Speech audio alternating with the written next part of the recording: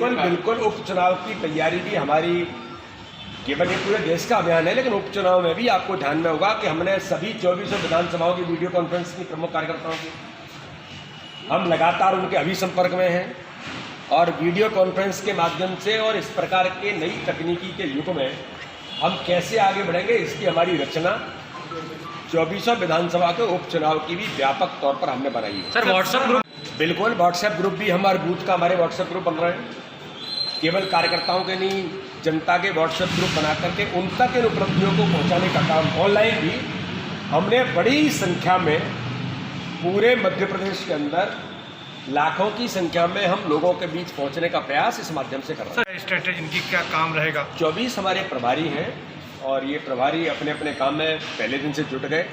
वैसे तो भारतीय जनता पार्टी मैं हमेशा इस बात का उल्लेख करता हूँ कि हम लोग तो 24 आवर लाइव ऑर्गेनाइजेशन, 24 घंटे जनता के लिए खड़े होने वाले कार्यकर्ता भारतीय जनता पार्टी के बूथ लेवल पर, मंडल स्तर पर, जिले के हमारे सभी पदाधिकारी इस काम में हमेशा सक्रिय और तत्पर रहते हैं, जनता की सेवा के लिए खड़े रहते हैं। इसलिए वो सब कार्यकर्ता इस चुनाव में जुटते हैं, लेकिन एक कोऑर्डिनेशन और सबको एक इन चीज़ों के लिए जो अभियान हमारा है उसमें हमारे प्रभारी अपनी भूमिका निभाने का प्रयास करते हैं। वो सभी पारंगत हैं, कई चुनाव जीतने वाले, चुनाव लड़ाने वाले और संगठन में बेहतर काम करने वाले ऐसे सभी कार्यकर्ता जिनको काम जो सौंपे हैं वो अलग अलग प्रकार के काम हैं, उस दिशा में अपने अपने काम में सभी पारंगत हैं और वो अपने मैदान में उतर गए। सर मंदसौर में जो घटना हुई थी उसको लेकर कमलनाथ जी ने ट्वीट किया है और लिखा है कि किसानों के साथ आज भी वैसी ही स्थिति है जैसी 3 साल पहले हुई थी। वो कौन सा है जो अहमदाबाद? मुल्ताई। मैं तो ये कहना चाहता हूँ कि मंदसौर के अंदर जो घटना हुई थी उस घटना पर सारी चीज़ें जनता के सामने आई, किस प्रकार से वहाँ उन लोगों ने, जो लोग इस घटना के पीछे थे, किसानों को प्रभुत्व करने का प्रयास किया था और एक दुर्भाग्यजनक घटना को अंजाम लोगों ने इस प्रकार के लोगों के कारण से हुआ था।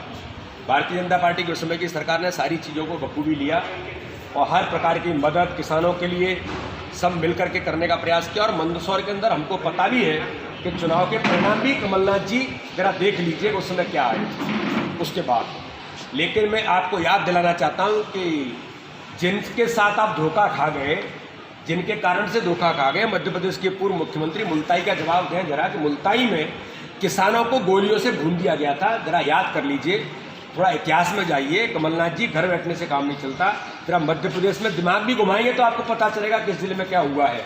जरा मुल्ताई को भी याद कर लीजिए।